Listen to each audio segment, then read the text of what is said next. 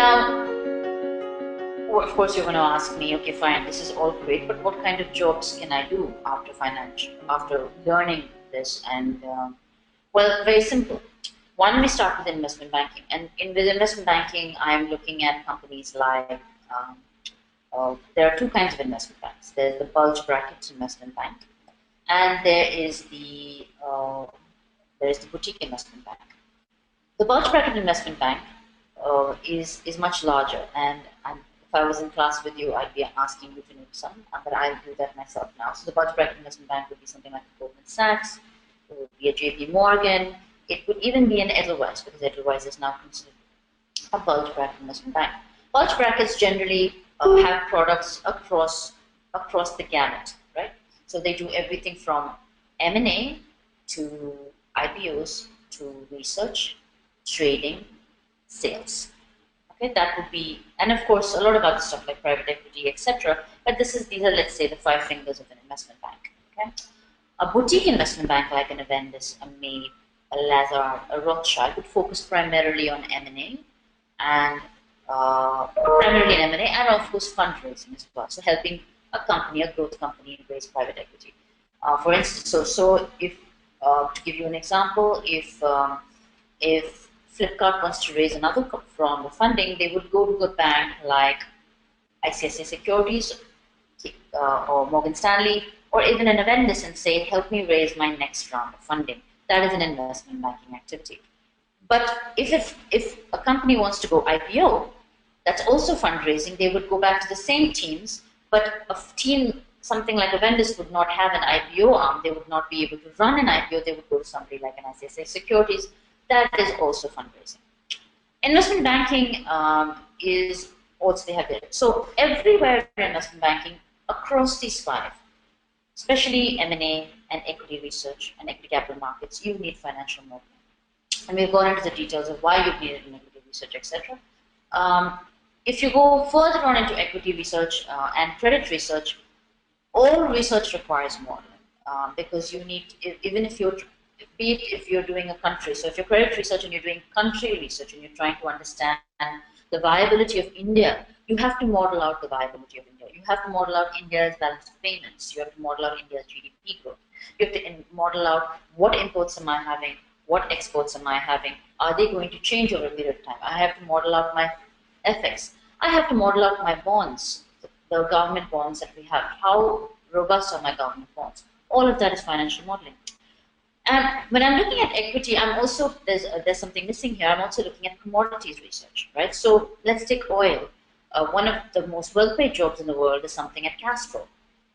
If you are a trader at Castrol, you're going to have a very robust model called, and we call it crystal ball forecasting, of oil prices.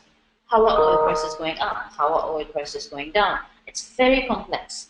If you're in foreign exchange, you're going to have to model out foreign exchange over the next 10, 15, 20, 30 years even.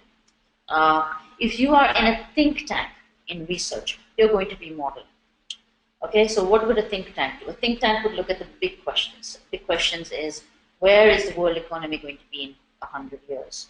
A think tank is going to be asking questions like, how much will natural gas, how are we going to, will solar power, when will solar power replace shale, right? When will we replace fossil fuel? Okay, that is kind of big. Other very complex models. So a model can then run to so M&A. Your little chai shop might have 6 sheets. A think tank might have 600 sheets. Okay, but still modeling. Project finance, very simple. We just discussed this. Project structuring, project monitoring, risk analysis, debt, quasi-debt. So if you're working for a company like IDBI, if you're working for Asian Development Bank, if you're working for the IFC, you're going to be doing financial modeling. Finally, consulting, very simple. If you're working for McKinsey, KPMG, PwC, a small, small consulting company right down your road, everybody's going to be using financial modeling. Okay, so again, this is where we need to stress that financial modeling is a skill set, right? It is something you go away. It is been considered by at least 80% of our testimonials post our courses. in FMVC and an erstwhile program we used to run called IFAC, and the diploma in corporate finance, is that they have never learned financial modeling until they come to us, because financial modeling is it takes a little bit of time to learn.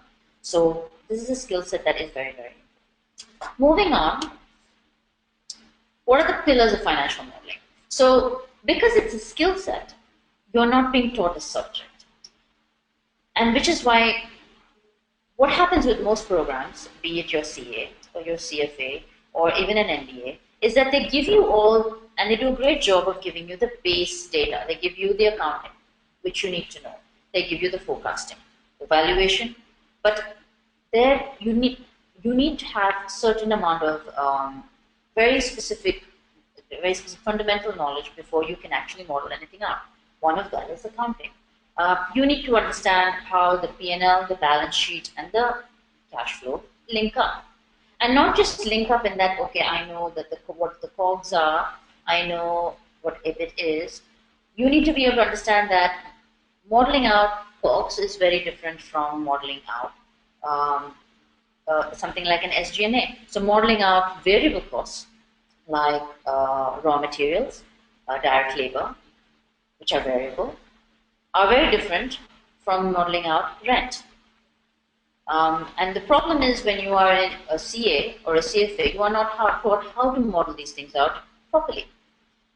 Because you don't have time, but you have to do it a couple of times to be able to model them out. Because a linear cost, like raw materials, is much easier than a step cost, like rent. And when you're modeling out something like rent, you might need to use a spinner. And we will discuss this a little bit later about the details of the kind of stuff we teach you. But a spinner essentially is a technique in modeling that helps you model out a step cost. Because modeling out a variable is very easy, right? So if I use 2 bags of cement for one wall, for 2 walls I use 4 bags of cement. But what happens when four people are required to make 1 wall, 5 people are required to make 10 walls, etc.? Then how do you model that out? You need to use spinners. But accounting is not just that. You also need to understand balance sheet. You need to understand the linkages between how to value out depreciation. We primarily use straight line depreciation, but how do you model out straight line depreciation? What do you do with capital work in progress? Now, if any of you are CAs, you obviously know what capital work in progress is, but do you know how to model out capital work in progress? Do you know how to model out deferred taxes? Do you know that you shouldn't touch the investments? Because essentially modeling out accounting means that you have to be very careful about your linkages, right? The second fundamental pillar that you need to know before you model out is the ability to forecast, and this is what we were talking about, which is essentially accounting. How do you forecast a step cost? One is modeling it out using a spinner, but how do you actually forecast? How do you forecast industry growth? So, for instance, if I am making pencils, I'm a pencil maker. How am I going to know how many pencils are going to be sold next year? And we teach you that. We teach you how to forecast the number of pencils. We teach you top-down forecasting and bottom-up forecasting, right? And so once you forecasted that out, how are you going to forecast the costs? Again, we go back to linear and step. How are you going to forecast working capital? And for this, that means you need to understand ratios, working capital ratios extremely well to be able to use them to forecast. Finally, of course, we get to valuation. So you've done the accounting, which means you know how to build out the P&L balance sheet and the cash flow. You've been able to forecast the P&L balance sheet and the cash flow. We then need to understand how to value. And from financial modeling perspective, of course, we're always modeling cash flows. Okay, we're always forecasting cash flows, but that's not the only thing we're forecasting. And so, for instance, we go into valuation. We'll try to go into it later, but you need to understand the two basic ways to model to value: income-based valuation and market-based valuation. And both of them are used in financial modeling. So you need to be fairly strong in your valuation. You need to be strong in DCF theory. You need to be strong in market valuation theory to be able to forecast. Modeling assumptions. So the first three are what I call the fundamental knowledge pillars. Number 4 and number 5 are techniques. They are what you call the actual doing of the modeling. How do you model out assumptions? And this is very simple. So if I am going to say that and modeling assumptions is something like we're talking about chai, right? So if I'm going to sell 100 cups of chai today, I think it's going to go up by 15%. So I'm going to sell 115 cups of chai tomorrow. The 15% is the delta that I model in. Now there are two ways to model this, right? So if you are not been taught how to model, you will essentially do what? You will say one cell equals 100 times 15% plus close brackets, plus 100, correct? Which will give you 115. That is not modeling. That's just math. Modeling is when I take the 15% and I model it in. So I am giving one of you the ability to look at my model and say the 15% can be changed to 20%, thereby changing my entire model. I will then bring that down, my entire model will change. What all will change? That's accounting. Everything changes. My sales changes, therefore my cost changes, therefore my profit margin changes, then my retained earnings change. If my retained earnings changes, my cash inflow changes. My retained earnings, my cash inflow changes, my valuation changes. Okay? So that makes my model robust. But if you don't give me that cell and you give me something in a formula, I have no idea what's going on. How on earth did 100 get to 115? That is not a model. Which brings us to the art of modeling. The art of modeling, a good model in investment banking, means that you know how to color code, which means you know how to use fins. You know how to make it complex enough that you have line items, but not too complex that it messes up with your linkages. So you don't want to have a terribly simple model, but you don't want to have a very complex model. Remember that forecasting and financial modeling, you're always going to be wrong. Because forecasting, you're going to be wrong almost always. What we're trying to do is mitigate how wrong we're going to be by actually making a model. Okay, so I won't sell 115 cups of chai tomorrow, but I know that I am ready to sell 115 cups of chai tomorrow, and that's what a model does for me. If I sell 120, at least I had enough for 115. Okay, but if I sell, but if I don't make a model at all, I won't have 115 at all. So we're always going to mitigate risk in modeling, and to mitigate risk in modeling, you need to have robust documenting your assumptions. So you can't have very few assumptions because then the model will not work, and you can't have very many because then the model will be too complicated and you make a lot of mistakes. Okay. Of course, now what is the kind of stuff? So this is a small example of what the kind of thing we teach you in one class. We will basically take you through how to create the base model. We tell you gather historical data, put them into I will start with, and I'll sit and do this with you. I'll essentially say, okay, take your actual data, historical 3 years accounts, restate the data here, leave a column, restate another data, leave a column. We also teach you how to restate data. Why do we want to restate data? Because we want to make the data work for us. It's our model. And I want to make sure the line items are what I want to focus on, because I know the business, okay? 2, we have to develop a likely economic industry scenario. Therefore, we teach you industry analysis, which means what? Very simple. At a very base level, we teach you how to do the quotas and apply it to a model. We also teach you how to do economics. So we teach you we teach you base economics, basic economics that will be helpful, from understanding GDP to understanding foreign exchange. We then go in and teach you how to forecast sales, okay? And finally, we go in, we forecast the non-sales remaining items. We go one by one. Forecasting the P&L is very different from forecasting a balance sheet, as we talked about. Then we, of course, teach you how to determine value. And then we finally finalize your reports and help you support your decision using the documented assumptions that you have in your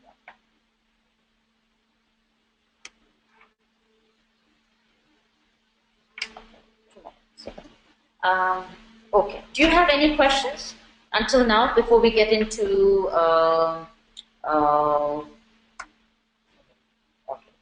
Where is that? Sorry, just a second. No questions. Should I?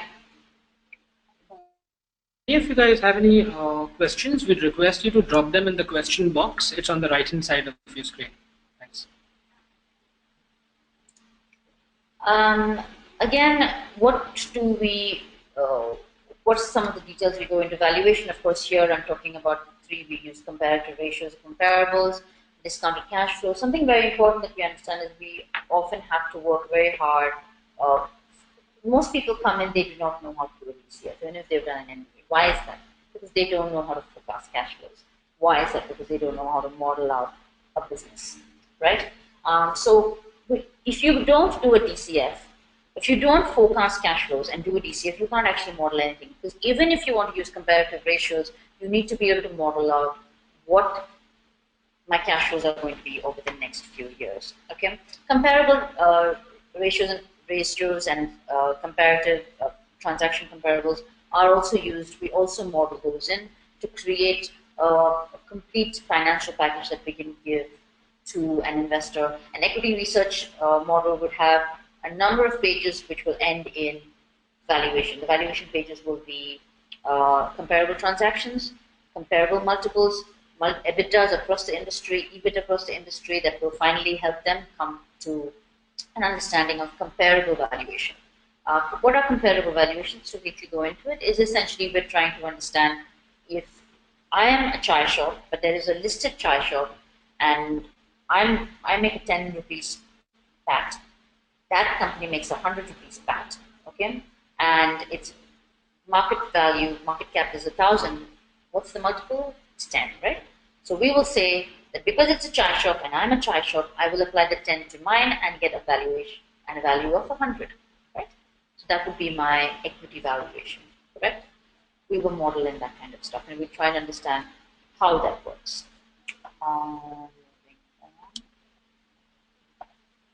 Of course, we're talking about what discounted cash flow is. It is the foundation for all valuation approaches. Again, it's just what I discussed over there. We take the intrinsic value of any asset based on what cash flow is expected to generate. But of course, that depends on that also depends on valuing that out and modeling that out in the future. What terminal rate is, what terminal growth rate are you going to take, what terminal growth rate are you going to forecast, and etc. We will of course teach you the CAPM model. We will teach you the how to do a levered beta, how to do an unlevered beta, how to lever, unlever, use the CAPM model, come to a WACC using a cost of equity and cost of debt.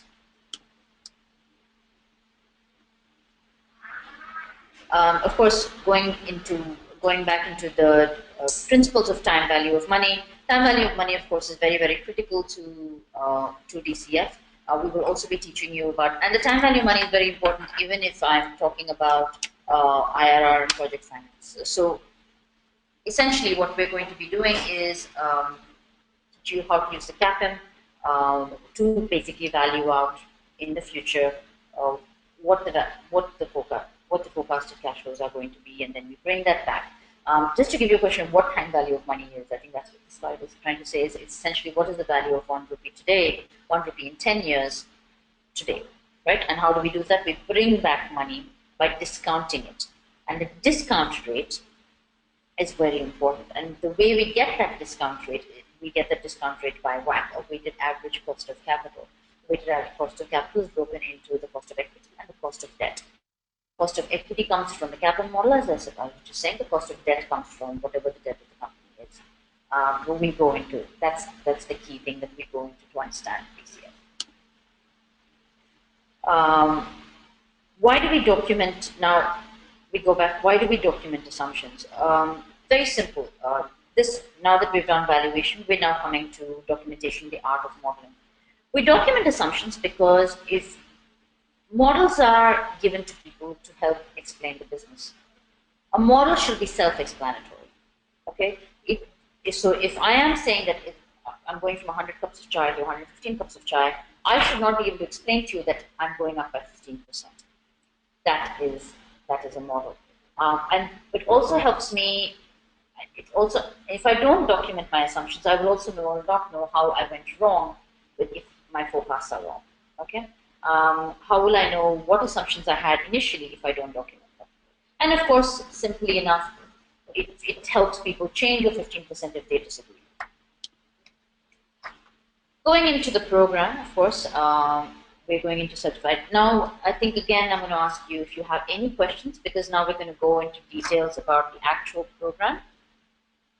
So are there any questions?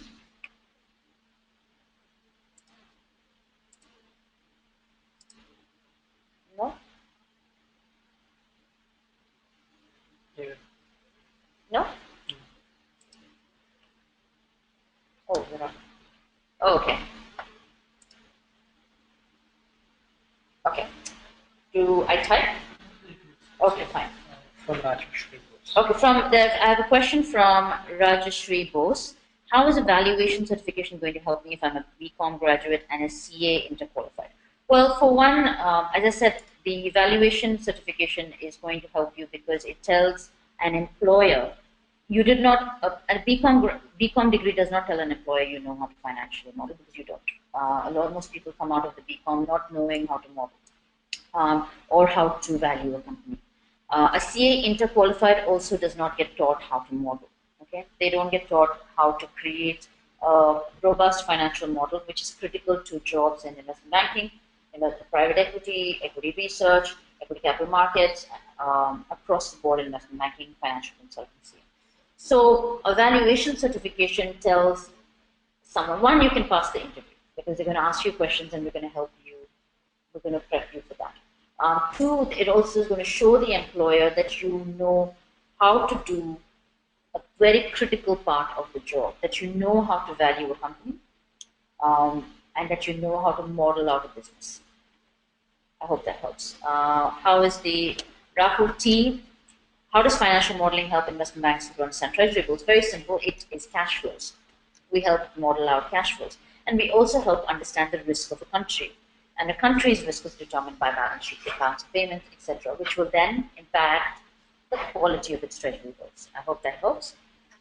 So let's take, for instance, let's go back to, and this is a great way to give you. China, as you know, owns a lot of the U.S. debt, right? If you're known in the recession, one of the great things that happened in the U.S. the global financial crisis is that China was very close to actually dumping a lot of the U.S.'s treasury bills. Why would they do that, right? They would dump a U.S. treasury bill if they think that the U.S. is going to collapse. So somewhere in China, someone would have made a model that would have modeled out the collapse of the U.S. economy. Can the U.S. actually pay me back? When I call for this bill, will they actually be able to pay me?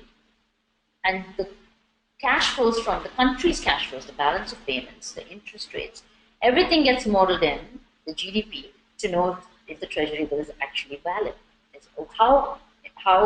What is the credit risk on the bill? Okay, so that's how that helps. But just to let you know, that's credit research. Okay, that is not equity research.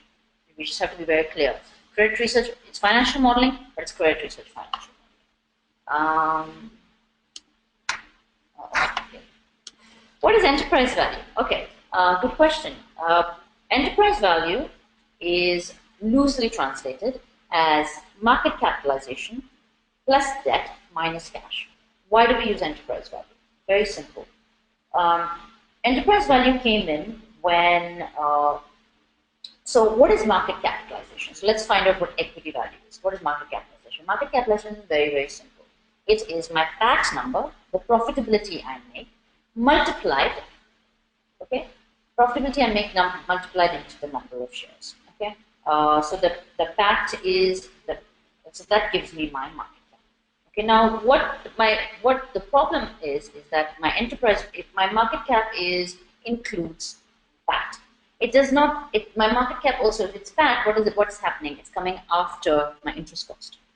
So market cap or equity value does not take in the impact of debt in value creation. Why is that important? It doesn't matter if there are two pencil makers and both the pencil makers have no debt, correct? Obviously, it doesn't matter, because the market cap of that company and the market cap of this company can be compared, because none of them have debt, and therefore that's not going to be impacted. It's all been funded by equity. Okay, but if you're a steel company, now one steel company, let's say Sale Steel will have large amounts of debt on its books, and something maybe a Mukund Steel might not have any debt on its books. Are they comparable? No, they're not comparable. Why are they not comparable? Because one pact has the impact of a large amount of debt, and another pact has an impact of no debt, which means the operational profit is not, it does not help you value, right? We don't know how much value is attributable to the debt and the equity component. The enterprise value helps us value the company's efficiency in creating profit. So we go above the PAT line to align to the EBITDA line. The EBITDA line means that both companies have not taken the impact of debt. So from an efficiency perspective, both those numbers are comparable. And that EBITDA number multiplied by an EBITDA multiple will give you the enterprise value, which includes debt minus cash. I hope that answers your question.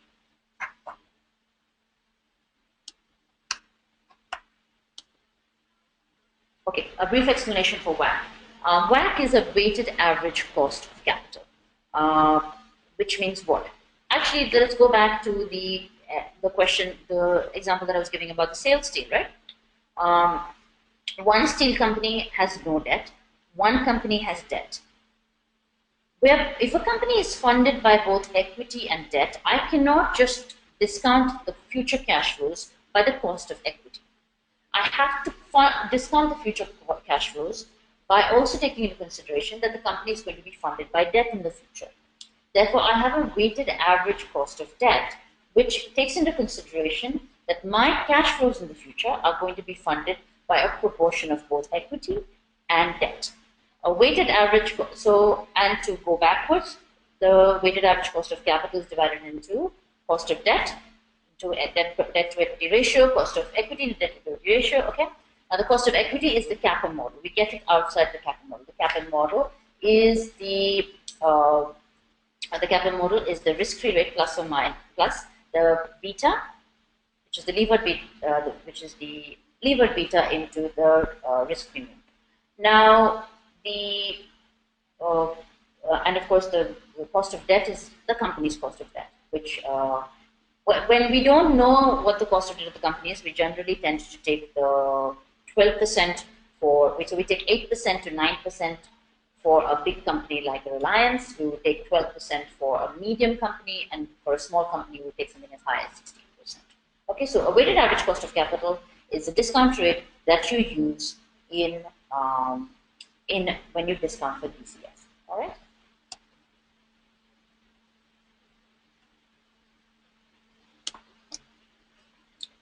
Again, it's the same answer that I gave Rajshri Bose. It's great. You're CFA level 2. Congratulations on passing your CFA level 1. The CFA is a great course. Okay, the CFA helps you gain the pillars. We're talking about the pillars: accounting, valuation. Unfortunately, even the CFA doesn't do a very good job on forecasting. It does a great job on accounting and valuation, but it does not teach you how to model. Okay, they simply because it's a self-study program. Nobody's coming and telling you, build me the financial model of a chai shop, build me the financial model of a steel company. How will you? Nobody's teaching you how to forecast the sales and the cost of a steel company, or a pharma company, or a startup, or an e-commerce company like Flipkart. A CFA doesn't do that, because the CFA is about learning, and it's great at that. It's about academics. It's about learning the theory. A CFM is about applying the theory you have learned to something that can help you in your job. It can help you in M&A by helping you value companies. It can help you in FD research by helping you value a company going whether to buy or sell or hold the company. Understood? So essentially, the CFM is a role-specific, job-specific course that teaches you a skill. The CFA is essentially a program that gives you knowledge, and it's a great knowledge. It will tell the employer, this person is a dedicated person, can work very hard, but I don't know if that person can actually make a model, because you don't make a model in the CFM. Okay? What can I learn in the CFM from? The next question is, what can I learn in the CFM from Rahul T? That's exactly what we're going to cover right now. So this is what I'm going to. Yeah. The CFM is an 8-week course that focuses primarily on modeling. Okay, financial modeling to be exact, using the pillars that I was talking about, which means that week 1 we spend time on understanding accounting. We understand the financial statements, but in an Excel sheet. You'll be surprised how many people don't know what a balance sheet and a P&L looks like on an Excel sheet. They know what it looks like in an annual report, but they don't actually know how to link things up. We will teach you how to link that up, the balance sheet, income statement, and the cash flow. So we will teach you basic overview of the financial statements. We will help you. Oh, this.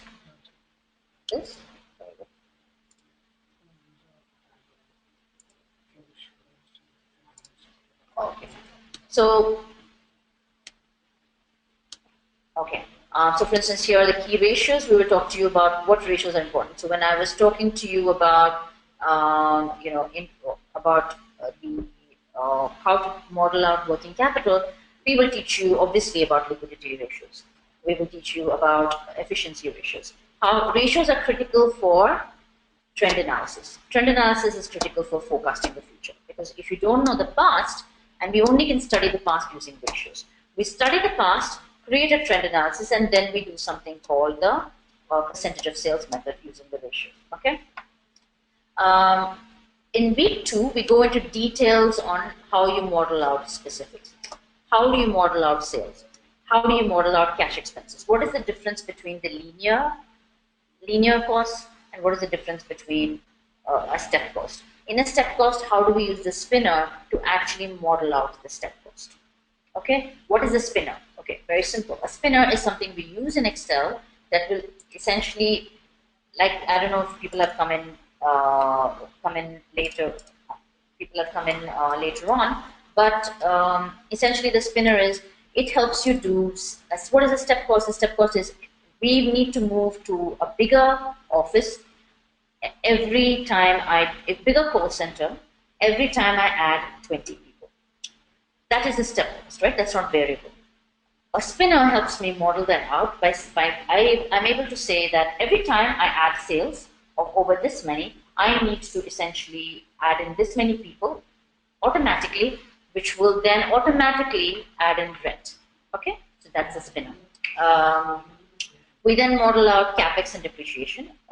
We will teach you how to model out capital work in progress. We will tell you how to do a fixed asset schedule, which nobody knows coming in.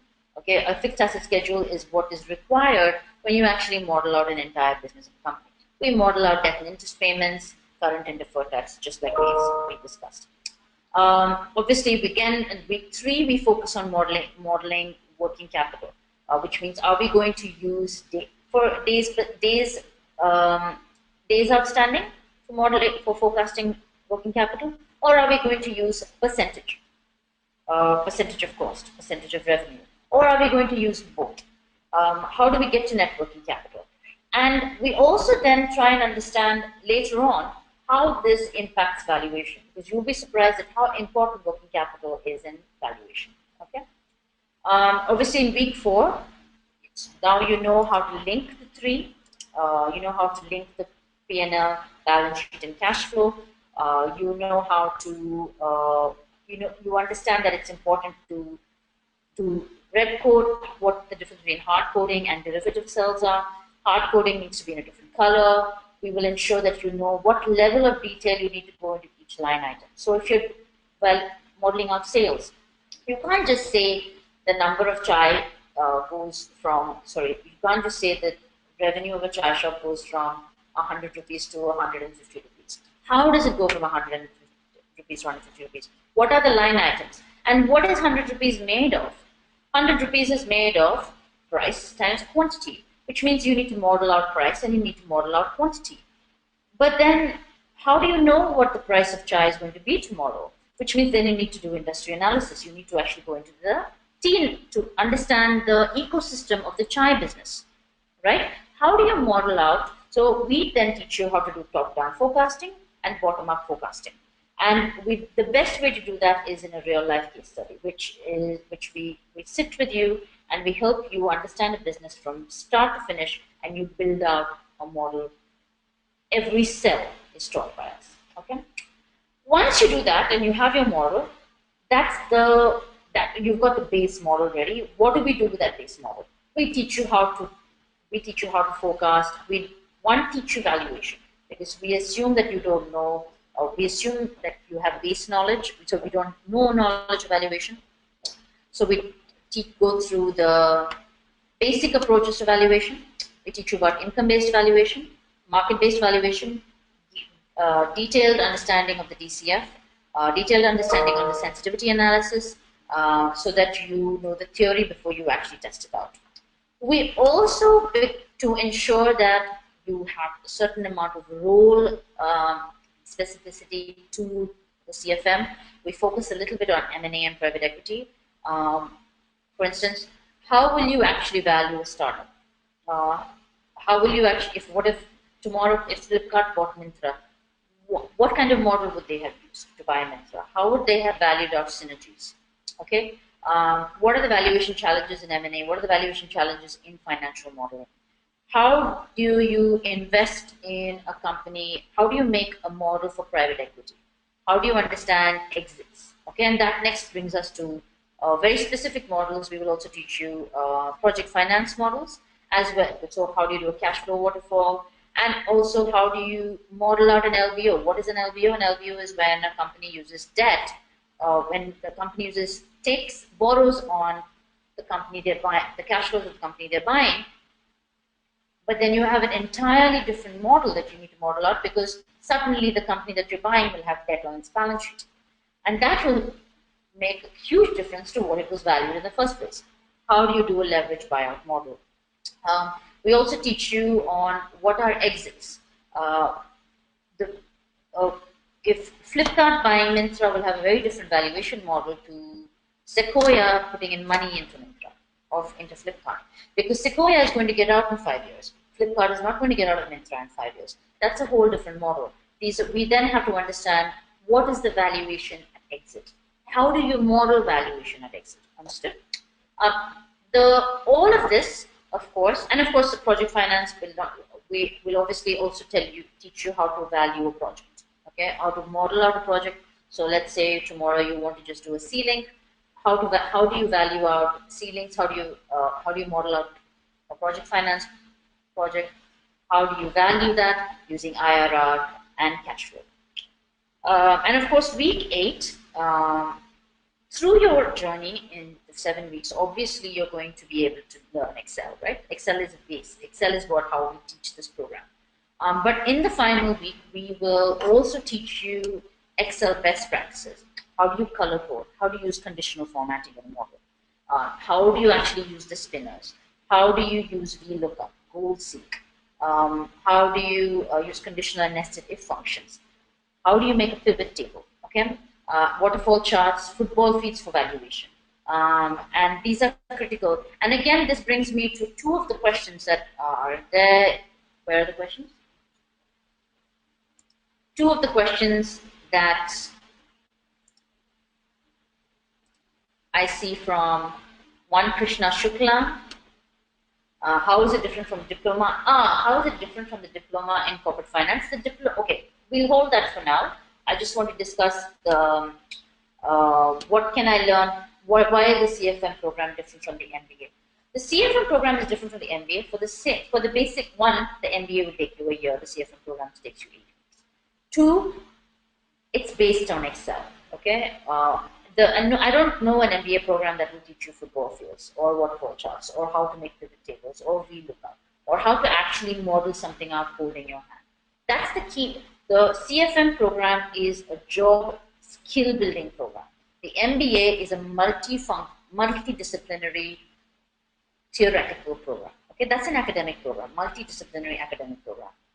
This is a professional program that teaches you how to do a skill which will be useful to get a job. That's the key difference, okay?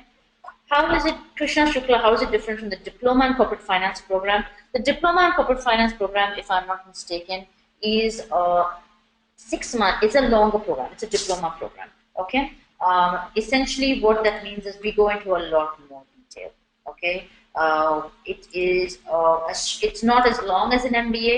It will have all of these. One, it's not, the CFM program is online. The Diploma for Corporate Finance program is not an online program. It's a blended program, so you have to come to classes. Two, it's a longer program. But yes, a large part of this would be taught in that program, but you have to come to classes and it's not online. This is shorter. It's very, very specifically designed for modeling and valuation. Okay? So we also have a question Joy from Suhas. Yeah, Suhas. Hi, this is Joy here. So your question is whether there's anything more than just the hours that you learn in the class, right? So again, this is a just 8-week program where we do these classes every Saturdays and Sundays for 3 hours each, which is about 6 hours per weekend, and we do this every single week for 2 months, which takes you to 48 hours. And we've given you like the detailed curriculum that we capture week on week, and that's how we basically complete this program across a 2-month period. In this addition to like these live classes that you basically undertake online. We also give you a lot of content in the form of PDF, reading materials. We also give you these quizzes that you can undertake on the LMS itself. So, I mean, as soon as you register, you get access to our LMS, that's the Learning Management System. So I think what we'll do right now is we'll just quickly release one poll. We have a few questions. We have actually got a couple of them that we would like to ask you. So I'm going to go launch a poll right away. And I would request all of you to just answer this question quickly, and that'll be helpful because once we have this in, then we'll accordingly get back to you. Hi. So I will take the first from Rajshri Bose. 1 second, Rajshri. Yeah, Rajshri Bose. I'm a CA final student as well. Will the program be of additional benefit to me? Absolutely. Again. The CA does not teach you how to model. It does not teach you how to forecast. So most people who come to, when I was at Avendus, analysts would come to me, CAs from MBAs, and they would not know how to link 3 sheets together and forecast a model. Okay, they would not know how to do line item forecasting. They did not know the difference on why modeling out rent or repairs would be different from modeling out direct labor. What do you do with indirect labor? How do you model that out? No idea how to model out capital work in progress. They had no idea how to balance statements for large. What are the main issues that lead to non-balance and an imbalanced balance sheet? Okay, so that's the kind of stuff this program teaches you. So on one end, yes, this program teaches you to have a skill. On the other end, this program is a certification that shows an employer that you have the skill. I cannot stress more importantly that how people in investment banks, I do not hire if the person does not know how to doesn't know how to create a financial model. Financial modeling is 70% of a job in financial services. Okay, be it if you're in equity research, be it if you are in M&A, in corporate finance, you are on Excel and you are doing modeling. Okay. In fact, the way that somebody else asked the diploma is that if we talk to you presentation skills, here is primarily Excel, and we handhold for you. Like we tell you, this is what goes into this cell. Don't be afraid. Most people are very afraid of modeling because they look at a blank Excel sheet and they're like, oh my God, how do I create a forecast? How do I know what this company's sales is going to be next year? So that's the question I get. I tell them, but madam, how do we know how much chai they're going to drink tomorrow? That's what I teach you. I teach you how to do that. I teach you how to say, how much chai are you going to drink? There are methodologies. There are steps by which you learn how to know how much chai people are going to drink tomorrow and how to model that in to create a business model that helps say, do I want to buy this chai now? I hope that helps. How does the CFM program show to employer while in an interview, and which jobs can the CFM help me? I think Joy will take the first part of that question, but I will take the second part of the question. Sure. I'll just take the second part. The second, what jobs? The jobs are and this presentation has it. The jobs will be across the financial services, investment banking, primarily M&A, IPO, equity capital markets, venture capital and private equity. It will help you in equity research, become an equity research analyst. None of these jobs will hire you if you don't know how to model. But the great thing about this is also it is going to help you if you're an entrepreneur. Okay, it will help you if you want to join your friend's company as a startup, and you don't know how to model out the business. It's a basic skill, right? So even if you're not planning to go into investment banking, you're not planning to go into consultancy, you're not planning to go into private equity, even if you are planning to start your own company or join someone's company, knowing how to model will make you far more employable than the person who does not know how to model, and it does not know how to forecast, and it does not understand how to value or what leverage buyouts are. I hope that helps now. Sure. Thanks, Reshma. So I'll just take the first half of the question where you speak about how. So I'll just in fact move to the next slide quickly, which also answers this question. Now, if you just go through the slide, right, there are just three big elements that we do in terms of our career assistance services at Imarticus Learning. So, in addition to the 48 hours of like the classroom training that you will get online, apart from that, at the end of it, right, we also take you through a resume building activity where we help to refine and polish your resume using our templates. Now, what this does is, I think a lot of our CVs and our resumes look very identical to each other, right? Because we've probably not, gone taken the extra effort to go brush it down according to the requirements of that particular sector or that industry. So what we do is we have our own model resumes and we go map yours against those. We go find out deviances and then we help you to go bridge those. Then the other thing we do a lot is we help to actually go prepare for an interview. Now, I think this is extremely important because once we conduct these mock interviews with you, we also share the feedback with you, which is both right, as in it's both critical as well as if there are there are any good points in the interview, we also go share those with you. So you get as in you also get access to both like the pros and the cons of the interview. This again I think is extremely important because if you ask yourself, you don't really get any feedback from the interview that you undertake, right? Because you would either get the job or you don't. And in either case, very, very seldom do you actually hear back from the interviewer on like, the feedback of how well you did or how well you did not do. So I think this is an activity that we conduct towards the end of the program, where we also go beef up like your resume, and then we conduct an interview with you, and then we also go share the feedback on this interview. So it helps to hone your strengths and address your weaknesses. And apart from this, the third thing we do is we also share like, leads and references of organizations who are looking to actively hire and absorb talent. Again, these are both from our private networks as well as our public sources, which are from job portals such as Naukri, as well as and also from LinkedIn. So if you have any more questions about like these just career assistance services, you can always reach out to us. Our email address is over there on the screen.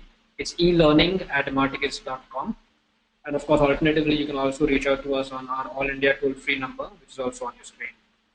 I hope this answers your question with respect to how can this program help at the time of the interview that you would land up doing.